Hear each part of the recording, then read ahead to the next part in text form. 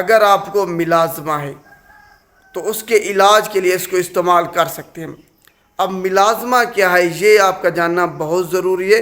ملازمہ basically ڈسکلریشن of سکن ہے، patches بن جاتے ہیں آپ کی جلد کے اوپر، آپ کے چہرے کے اوپر، جو کہ آپ کی عام جلد سے نمایاں نظر آتی ہے، نظر آ رہا ہوتا ہے کہ کچھ مسئلہ ہے جلد پہ، اس کو ہم ملازمہ کہتے ہیں۔ جس سکن جو سکرین ہے اس پہ آپ کو نظر آ رہا ہوگا، یہ ساری ملازمہ ہے۔ اب دیکھتے ہیں کہ ملازمہ کی وجوہات کیا ہیں۔ ملازمہ کی وجوہات میں سب سے پہلے وراثت آتی ہے کہ جینیٹیکلی آپ کی آباء و اجداد سے جو جینز آپ کو ملی ہیں، کیا آپ کے آباء و اجداد کا سن لائٹ سے ایکسپوجر زیادہ تھا، سورج میں وہ زیادہ نکلتے تھے، کام کرتے تھے، جس کی وجہ سے ان میں جو میلانن کی پروڈکشن ہے وہ زیادہ ہے۔ آج ہم ٹرائی میلاسن کریم اس کے بارے میں تفصیلاً گفتگو کریں گے۔ سب سے پہلے اس کی کمپوزیشن دیکھ لیتے ہیں۔ اس کے اندر 3 ڈرگز شامل ہیں۔ ایک ہے ہائیڈروکوئنون، جو کہ 4% ویٹ اوور ویٹ کے حساب سے ہر گرام میں شامل ہے۔ دوسری ڈرگ اس کے اندر وہ ہے فلوسینولون، جو کہ 0.01% ویٹ اوور ویٹ کے حساب سے ہر گرام میں شامل ہے۔ تیسری ڈرگ اس کے اندر وہ ہے ٹریٹینوئن، جو کہ 0.05% ویٹ اوور ویٹ کے حساب سے اس میں شامل ہے۔ اب ہم دیکھتے ہیں کہ اس کو کس مقصد کے لیے استعمال کیا جا سکتا ہے۔ اگر آپ کو ملازمہ ہے تو اس کے علاج کے لیے اس کو استعمال کر سکتے ہیں۔ اب ملازمہ کیا ہے یہ آپ کا جاننا بہت ضروری ہے، لیکن اس سے پہلے ہم ایک علیحدہ ہر ڈرگ کو ڈسکس کر لیتے ہیں۔ 3 ڈرگز تھیں۔ ہائیڈروکوئنون، جو کہ ڈی پگمنٹنگ کا کام کرتی ہے، ڈی پگمنٹنگ ایجنٹ کا کام کرتی ہے۔ جو پگمنٹیشن ہوئی ہے، جو میلانوسائٹ جو ہوا ہے اس کی پروڈکشن یا کنسنٹریشن زیادہ ہوئی ہے، اس کو جا کے کم کرتی ہے۔ دوسری ڈرگ ہے فلوسینولون، جو کہ ٹاپیکل کارٹیکوسٹیرائڈ ہے، ایک سٹیرائڈ ہے یہ سمجھ لیں، جو کہ ایز این اینٹی انفلیمیٹری کام کرتا ہے۔ جو سوزش ہے آپ کی اس کو جا کے یہ روکے گا۔ تیسری ڈرگ اس کے اندر وہ ہے ٹریٹینوئن، جو کہ وائٹامن اے کا ڈیریویٹو ہے۔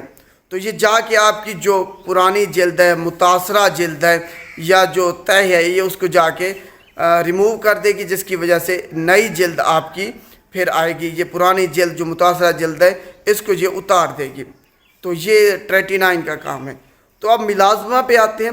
ملازمہ بیسیکلی ڈسکلریشن آف سکن ہے، پیچز بن جاتے ہیں آپ کی جلد کے اوپر، آپ کے چہرے کے اوپر، جو کہ آپ کی عام جلد سے نمایاں نظر آتی ہے، نظر آ رہا ہوتا ہے کہ کچھ مسئلہ ہے جلد پہ، اس کو ہم ملازمہ کہتے ہیں۔ جس سکن جو سکرین ہے اس پہ آپ کو نظر آ رہا ہوگا، یہ ساری ملازمہ ہے۔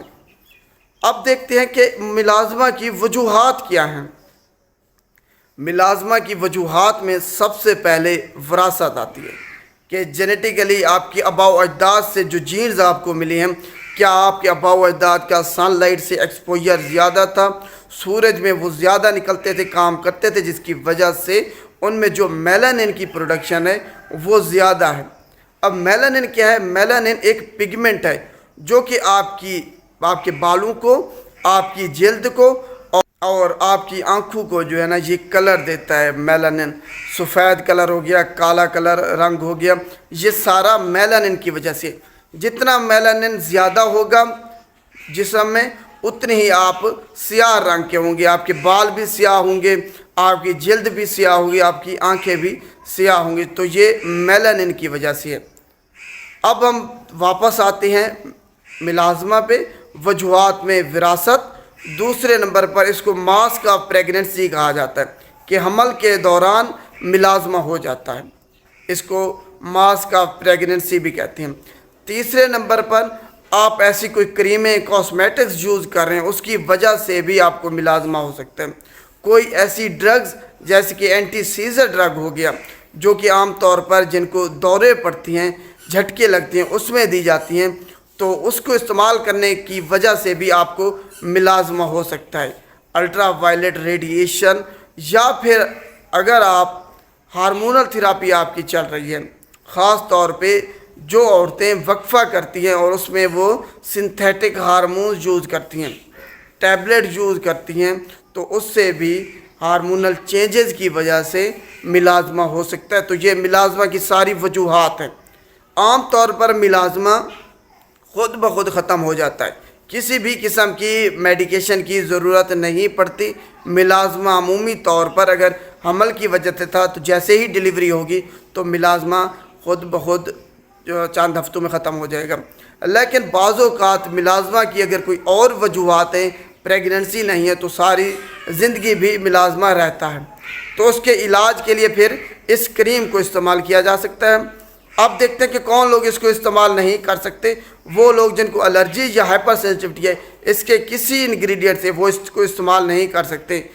حاملہ خواتین اس کریم کو استعمال نہیں کر سکتی۔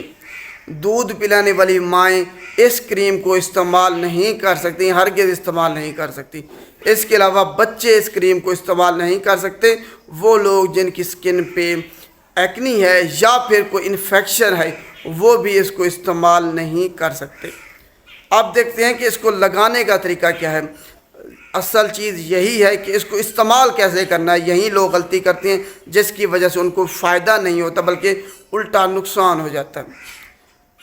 ڈرگز میں نے آپ کو بتائی ہیں جو 3 اس کے اندر تھی۔ لگانے کا طریقہ یہ ہے کہ آپ نے اس کو صرف رات کو استعمال کرنا ہے اور دن میں صرف ایک بار استعمال کرنا ہے۔ رات کو سونے سے آدھا گھنٹہ پہلے آپ نے منہ کو اچھے طریقے سے صابن وغیرہ سے کسی کلینسر سے دھو لینا ہے، اس کے بعد اس کو خشک کر لینا ہے۔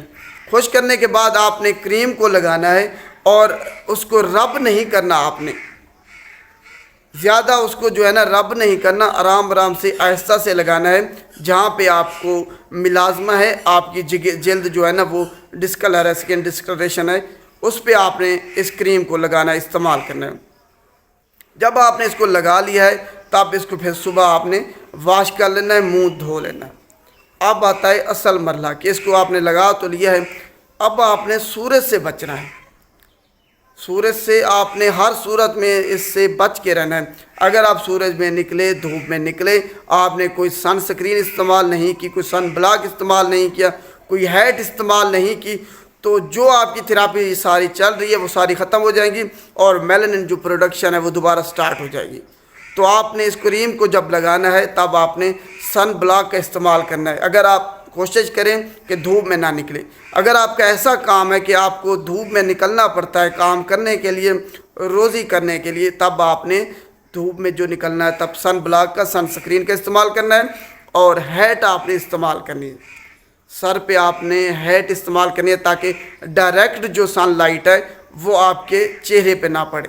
اور 4 ہفتے سے پہلے ہی اگر آپ نے ان ساری چیزوں پہ عمل کیا، دھوپ سے بچے اور کریم کو آپ ریگولرلی استعمال کرتے رہے، تو آپ کو 4 ہفتوں سے پہلے ہی رزلٹ ملنا شروع ہو جائیں گے۔ اور جب آپ کا ملازمہ ایک دفعہ ختم ہو جائے تو اس کو آپ نے ڈسکنٹینیو کر دینا ہے، ختم کر دینا ہے اس کریم کو استعمال کرنا ہے، کیونکہ اس کے اندر ایک طاقتور اسٹیرائڈ ہے جو کہ آپ کو فوائد سے زیادہ نقصانات دے سکتا ہے۔ نقصانات کے بارے میں آگے بات کرتا ہوں۔ تو آپ نے اس کو بند کر دینا ہے۔ اگر دوبارہ ملازمہ آئے تو دوبارہ سے یہی کریم استعمال کرنا شروع کر دینی ہے۔ تو اب ہم ایڈورس ڈرگ ریئیکشن، اس کے مضر صحت اثرات کے بارے میں بات کرتے ہیں۔ آپ کو ریشز ہو سکتے ہیں، آپ کے جسم پر انافلیکٹک شاک ہو سکتا ہے، الرجی ہو سکتی ہے، ریڈنس ہو سکتی ہے، چھالے پڑ سکتے ہیں اس جگہ پہ جہاں پہ آپ نے استعمال کیا ہے، ایچنگ ہو سکتی ہے، برننگ سینسیشن ہو سکتی ہے، فوٹو سینسٹیو ریئیکشن ہو سکتا ہے اس کو استعمال کرنے کے بعد۔ تو آپ نے اس کو ذہن میں رکھنا ہے۔ اور ایک خطرناک جو اس کے ایڈورس ڈرگ ریئیکشن ہے وہ ہے ہائپوتھیلمک پیچوٹری ایڈرینل ایکسس سپریشن، جس کی وجہ سے جو گلوکوکارٹیکائڈ ہے اس کی انسفیشنسی ہو جاتی ہے، جس کی وجہ سے آپ کو تھکاوٹ ہوتی ہے، آپ چل پھر نہیں سکتے، آپ کی جو بلڈ گلوکوز لیول ہے وہ زیادہ ہو جاتا ہے، پیشاب میں آپ کے گلوکوز جانا شروع ہو جاتا ہے۔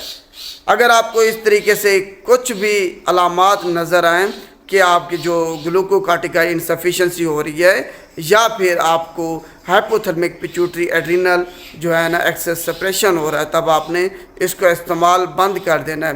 اگر آپ کو فوری طور پر ریشز جسم پہ اس کو استعمال کرنے کے بعد نظر آنا شروع ہو جائیں، الرجی ہو جائے، کوئی انافلیکٹک شاک ہو جائے، تب بھی آپ نے قریبی سرکاری ہسپتال سے لازمی رجوع کرنا ہے۔ آپ کی جان کو خطرہ ہو سکتا ہے اس کو استعمال کرنے کے بعد۔ تو یہ اس کے مضر صحت اثرات ہیں۔ امید ہے آپ کو اس کریم کے بارے میں تفصیلاً سمجھ آ گئی ہوگی کہ کس مقصد کے لیے اور خاص طور پہ اس کو استعمال کرنے کا طریقہ کیا ہے۔ شکریہ۔